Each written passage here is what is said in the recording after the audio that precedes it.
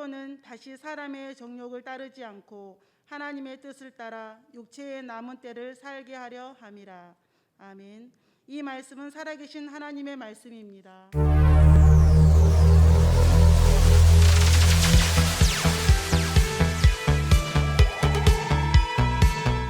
누군가가 우리에게 왜 사느냐고 묻는다면 우리가 뭐라고 해야 하겠습니까? 그래서 내가 이 세상에 더 살아야 할 이유에 대해서 지난 주일까지 3시간 말씀 나누었고 오늘 마지막으로 1시간 더 말씀하겠습니다. 자, 오늘 제목을 따라 하겠습니다. 아직 한 가지의 일이 남아서. 성경에는 파사 또는 바사라고 나옵니다마는 우리가 세계사에서 배울 때에는 페르시아라고 하는 나라입니다. 아주 유명한 나라죠. 이 나라가 강성했을 때는 중동 지역의 패권 국가, 그 서남아시아의 패권 국가일 때가 있었죠.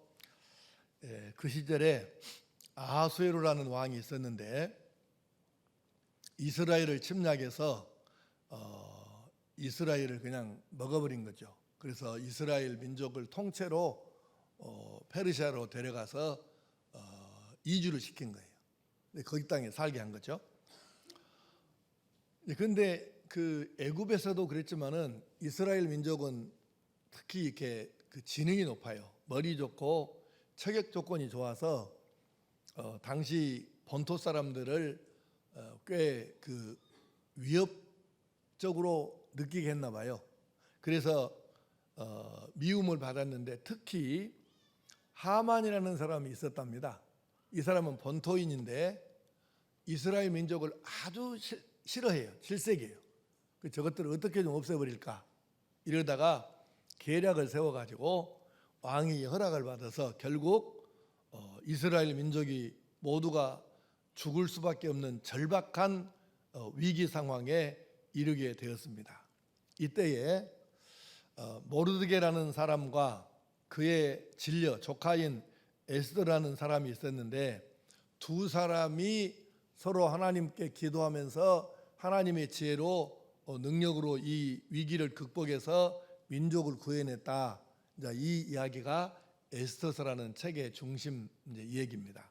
그런데 그 에스더는 이제 아마 미모가 출중했나 봐요. 그래서 뽑혀가지고 결국 왕후 자리에 오른 거예요. 그러니까 이제 이 에스더는 사실 뭐 자기 생명은 그냥 지장이 없는 정도로 호사를 누리며 평생 살 수 있는 정도의 신분이 된 것이죠. 그때 민족의 위기를 앞에 두고 모르드게가 조카에게 에스더에게 이렇게 말합니다. 네가 왕후의 자리를 얻은 것이 이때를 위함이 아니겠느냐. 다시 말하면 조금 풀어서 말씀드리면 에스더야, 네가 지금 이 말하자면 당시에 그쪽에서 가장 강한 나라인 페르시아의 왕후 왕비가 되었는데 하나님의 은혜 아니냐? 근데 하나님께서 너를 왕비의 자리에 오르게 한 것이 너 혼자 왕비 돼갖고 호사를 누리고 살라고 그것 때문일까? 그건 아니겠지. 네가 이 왕비의 자리, 지위를 이용해서 동족의 이 아픔을 동참하고 동족을 구원하라고 하시는 하나님의 뜻이 아니겠냐. 이런 뜻입니다. 그래서 바로 이런 뜻으로 얘기를 한 거예요. 네가 왕후의 자리를 얻은 것이 이때를 위함이 아니겠느냐. 그랬더니 에스더가 그 유명한 말을 해요. 죽으면 죽으리라. 이제 그 안희숙 여사가 일제시대의 신사참배를 거부해서 사형 판결을 받아요. 그래서 하나님, 저 같은 것에게도 이렇게 순교를 할 기회를 주셔서 감사합니다. 제 생명을 기쁘게 받아주시옵소서. 그렇게 다 기도까지 마쳤어요. 그리고 이제 내리면 죽어야 되는데 해방이 되어가지고 사형 집행이 안 되고 살아난 거예요. 그래서 안희숙 여사가 순교도 하나님이 허락하시면 못하는 것이 순교더라. 그렇게 해서 나중에 고백하고 쓴 책이 죽으면 죽으리라는 책인데, 바로 죽으면 죽으리라고는 이 제목이 어디서 나왔냐면 에스더서에 나온 거예요. 에스더가 한 말 중에. 그러면 에스더가 죽으면 죽으리라 이렇게 말한 그 뜻은 뭘까? 아주 간단합니다. 내 동족을 구원하기 위해서 내 생명이 필요하다고 하면 당연히 내가 죽어야죠. 내가 죽어서 내 동족이 살 수만 있다면 당연히 내가 죽어야죠. 바로 그 뜻이에요.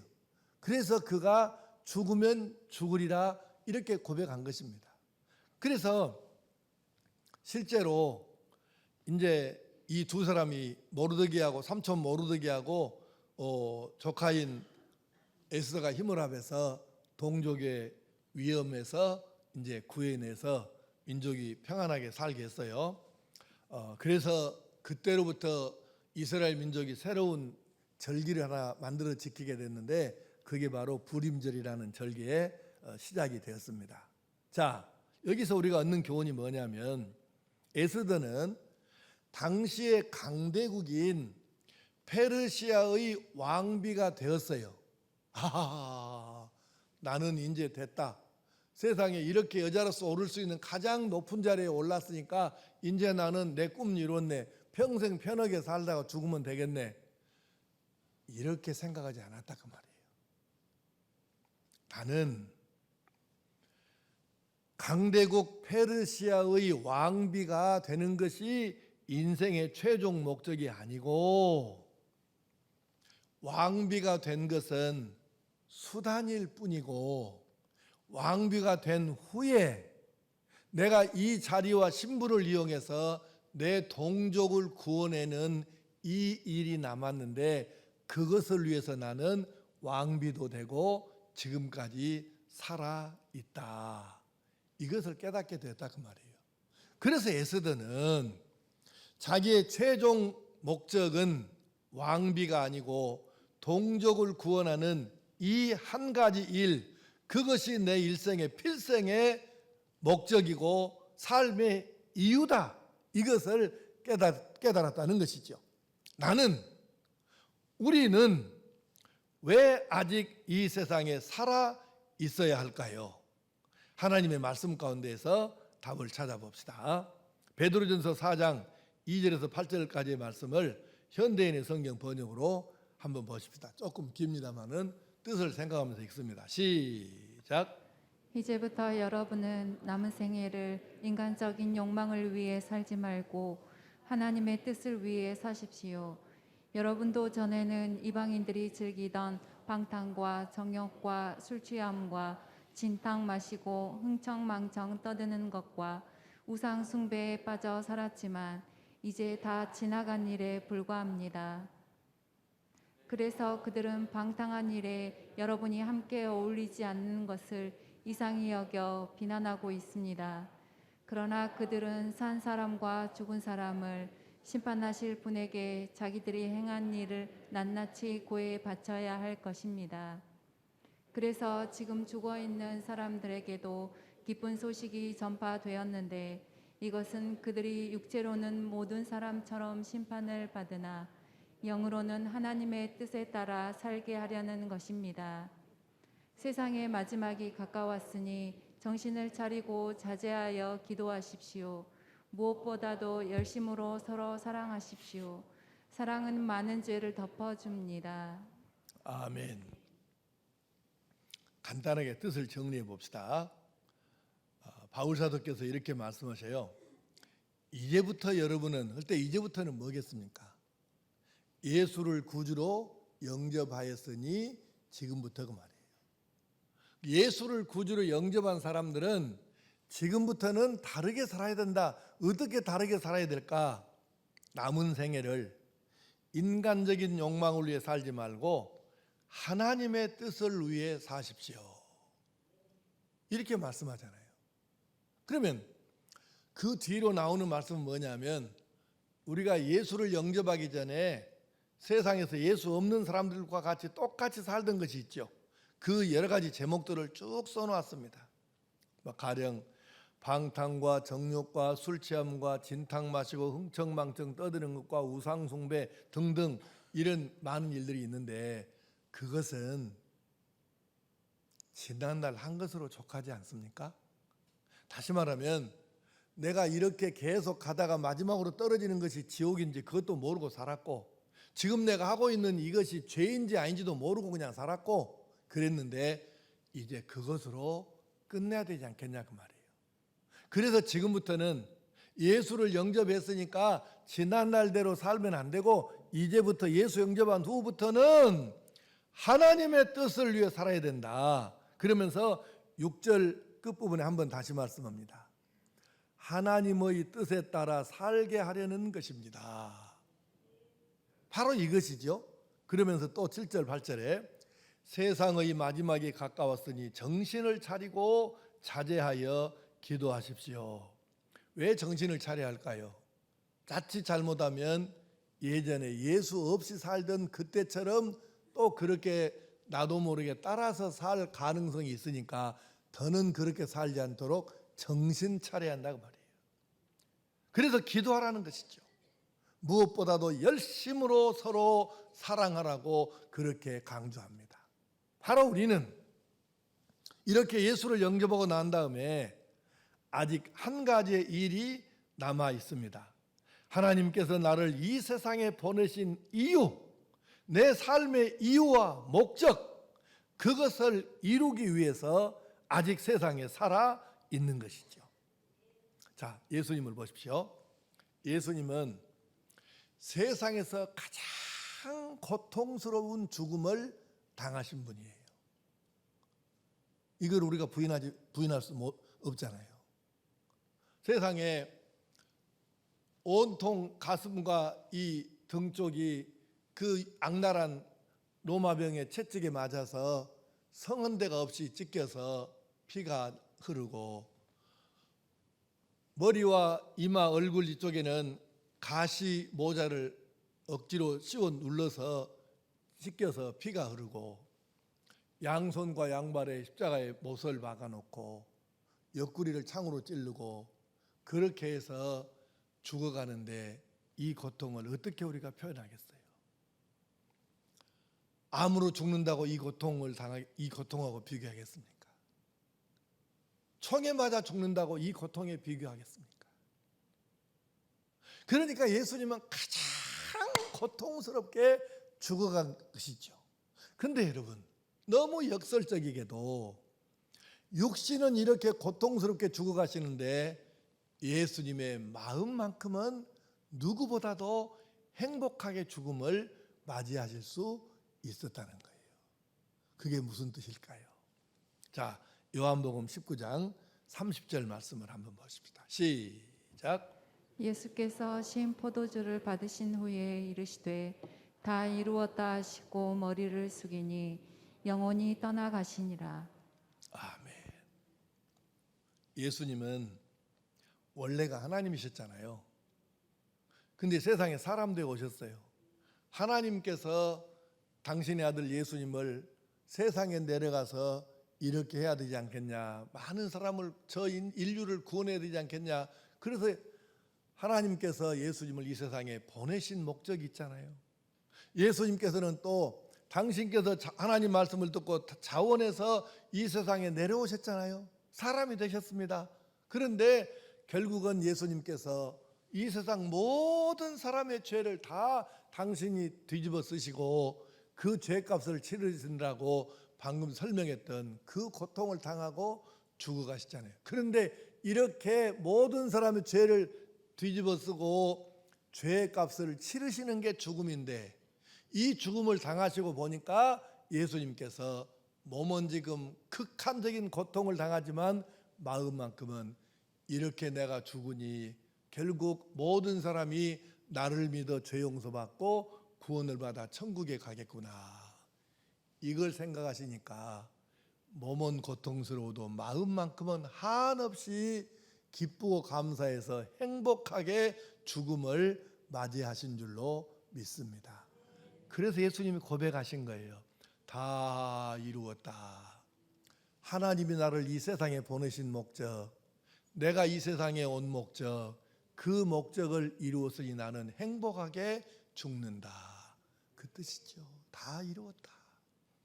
다 이루었다. 그렇게 말씀하시고 숨을 거두셨습니다. 사랑하는 성도 여러분, 바로 우리가 이 말씀을 기억해야 합니다. 세상에 태어난 목적을 이루고 가는 것, 이보다 행복한 죽음이 어디에 있겠습니까? 우리 모두는 바로 이런 죽음을 꿈꾸고 이런 죽음을 이루어야 할 줄로 믿습니다. 바울 사도 이야기입니다. 바울 사도는 그가 정말 전투적으로 세상을 살다가 이제 하나님 나라 갈 때가 다 되었구나, 이걸 느끼게 되었어요. 여러분이나 나나 내가 이제 죽을 때가 됐구나, 며칠 안으로 하나님 나라 가겠구나, 이렇게 생각이 들면 아마 자연스럽게 지나온 날들이 아마 생각나고 지나온 날들을 돌아보지 않겠습니까? 누구나 다 그렇게 되겠죠, 자연스럽게.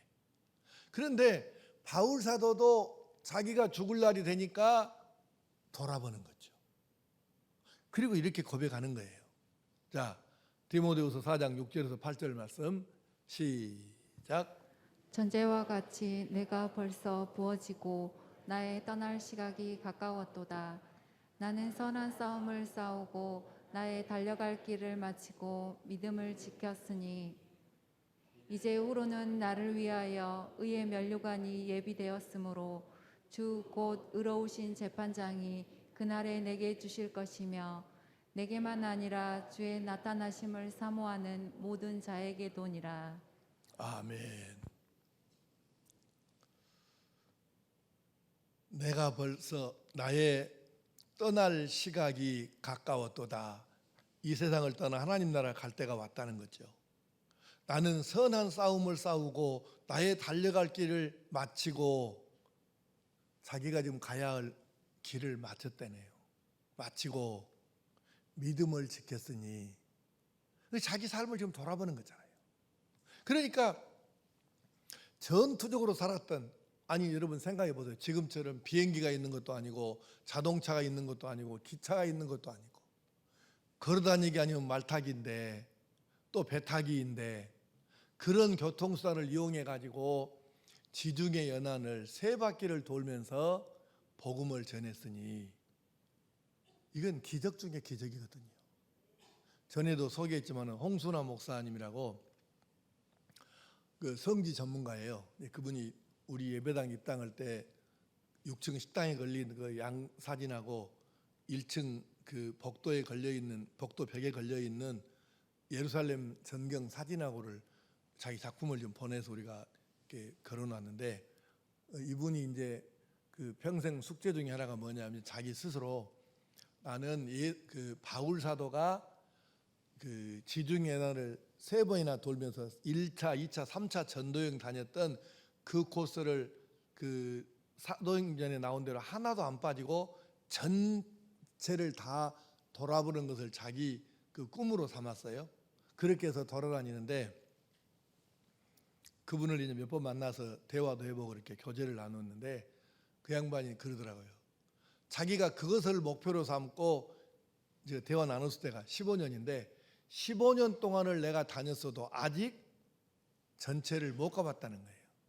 15년 동안을 다녔는데 그걸 목표로 삼고, 도대체 그 시절에 바울 사도가 무슨 방법으로 무슨 재주로 그렇게 돌았는지 이해가 안 된다는 거예요. 세상에 2000년 전에 그렇게 전투적으로 살았는데 그냥 살았습니까? 언뜻 없은 쫓기고 도망가고 감옥에 갇히고 매 맞고 죽을 고비 수없이 넘기고, 그러면서도 자기의 이 세상에 태어난 목적, 하나님 주신 목적을 이루기를 위해서 정말로 몸바쳐 살았잖아요. 그러니까 그가 자기 죽을 날이 임박해서 그렇게 고백을 하는 것입니다.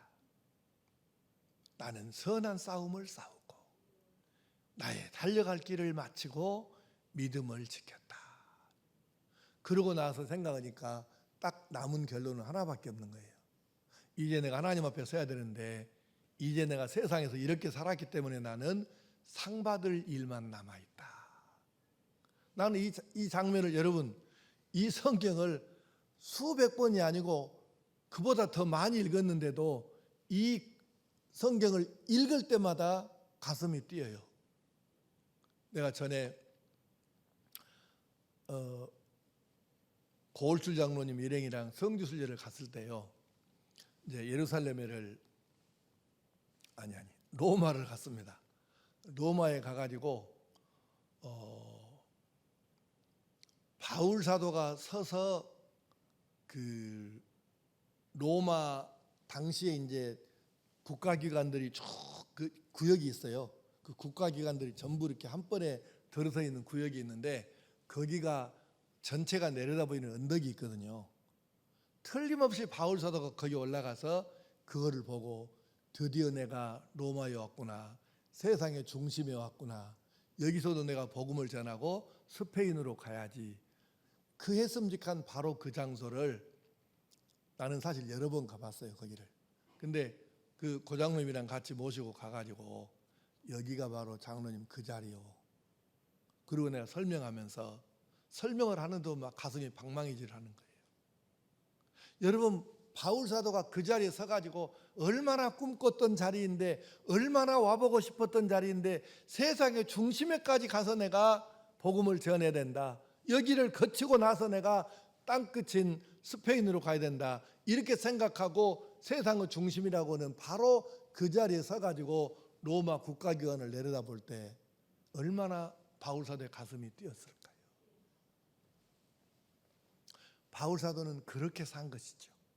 그러니까 그렇게 살았기 때문에 지금 자기가 마지막 날에 생각해 보니까 이렇게 내가 살았기 때문에 나는 하나님께 상 받을 이 일만 남아있다. 너무 부러운 거예요. 근데 여러분도 나도 예수 믿는 사람인데 우리가 반드시 한 번은 그 자리 심판대에 서야 되는데 또는 죽을 날이 오는데 그때 우리가 이렇게 해야 되지 않겠습니까? 그래, 내가 부족한 것이 없는 것은 아니지만 그래도 나름대로 하나님께서 주신 목적을 내 삶의 이유와 목적을 이루기 위해서 내 딴에는 죽기 아니면 살기로 살았으니까 이제 나도 하나님께 상 받을 일 남았지 않냐? 이렇게 생각되면 그때 당시에 우리가 죽음 맞이할 때 얼마나 행복하게 죽을 수 있겠냐고 말이에요. 죽는 얘기하니까 거의 반응이 없네. 여러분, 나도 여러분도 그날은 피할 수 없어요. 기쁨으로 맞이하든 억지로 맞이하든 상관없이 일단 그날은 오잖아요. 근데 기왕에 오는 거, 그 마지막 날을 맞이할 때 바울 사도처럼 나는 상 받을 일만 남아있다. 이걸 생각하면서 행복하게 이 날을 맞이할 수 있어야 하지 않겠냐 그 말이에요.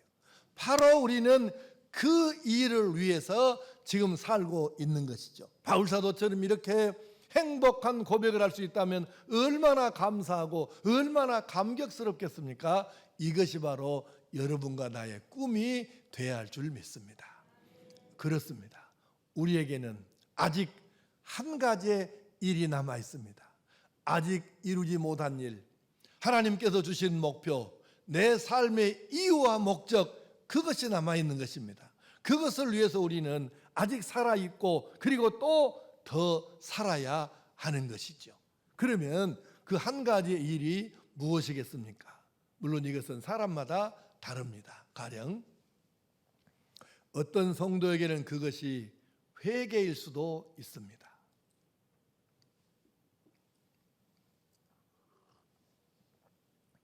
목회를 오래 하면서 경험하는 것인데요. 어떤 사람은 하나님께서 안 데려가셔요. 나이가 많든 적든 상관없이 안 데려가시는데 어렵게 그 이유를 알고 봤더니 하나님께서 이 사람이 이 죄는 반드시 회개하고 지금 가야 되는데 회개를 안 하네. 그래서 못 데려가셔. 데려가셔야 되는데 못 데려가는 사람도 있더라고요. 참 신기한 일이 많아요. 뭔 말인가 아는 사람도 있고 모르는 사람도 있겠지만 이 말씀의 뜻을 하여간 그런 사람도 있다는 것을 아시기 바랍니다. 또 어떤 성도에게는 기도의 양을 채우는 것일 수도 있어요. 평생 살아도 기도다운 기도 한번 제대로 못 해보고 하나님 나라 간다는 것은 이건 또 아니잖아요. 따라해 봅시다. 기도의 양도 채워야 합니다. 어떤 사람은 이것 때문에 못 가더라고. 어떤 사람에게는 한 사람을 구원시키는 일일 수도 있어요. 너는 네가 반드시 이 사람을 구원시켜야 된다고 하나님이 맡겨주신 일이 있는데 이거 안 돼도 이거 안 데려가시더라고요. 어떤 성도에게는 그가 돌아보아야 할 사람이 있기 때문일 수도 있습니다. 어떤 성도에게는 그가 책임져야 할 사람이 있기 때문일 수도 있다는 거죠. 어떤 성도에게는 교회를 위해서 해야 할 일이 있을 수도 있고, 어떤 성도에게는 직장이나 지역이나 나라를 위한 일이 남아 있을 수도 있다는 것입니다. 그리고 어떤 성도에게는 탤런트, 재능으로, 물질로, 시간으로, 건강으로, 기도로 해야 할 일이 남아 있을 수도 있기 때문에 그래서 이 땅에 하나님께서 더 살게 하실 수 있다는 것입니다. 그래서 우리는 아직 이 세상에 살아있는 것입니다. 이제 우리는 그것이 구체적으로 더 구체적으로 무엇인가 이것을 알기 위해서 예배를 통해서, 말씀 묵상을 통해서, 깊은 기도를 통해서, 영적인 찬양을 통해서 그 구체적인 것을 알 수 있는데 우리가 그것을 이렇게 알아야 하고, 그리고 안다면 바로 그것을 위해서 내 인생 전체를 던져서 그 뜻을 이루어 가야 하는 것입니다. 우리는 이렇게 설교하고 있는 이 사람도, 설교를 듣고 있는 여러분도 반드시 심판대 앞에는 한 번은 서야 되는 거죠.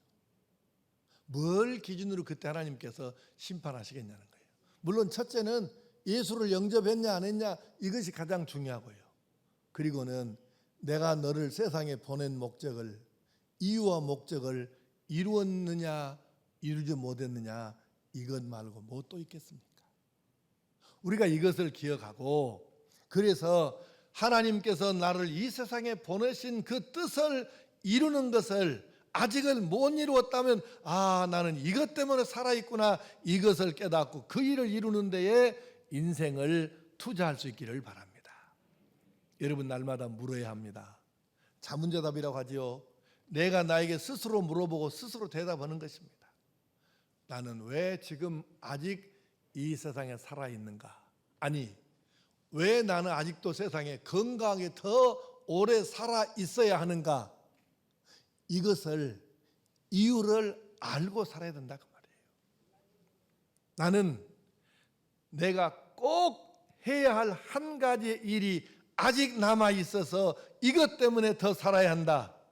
날마다 이 목적을, 의식을 가지고 바로 그 일을 위해서 삶으로 세상 마지막 날 심판대 앞에 섰을 때 그것 때문에 잘했다고 칭찬 듣고 상급을 받을 수 있는 그런 성도로 우리 모두가 설 수 있기를 간절히 축복합니다.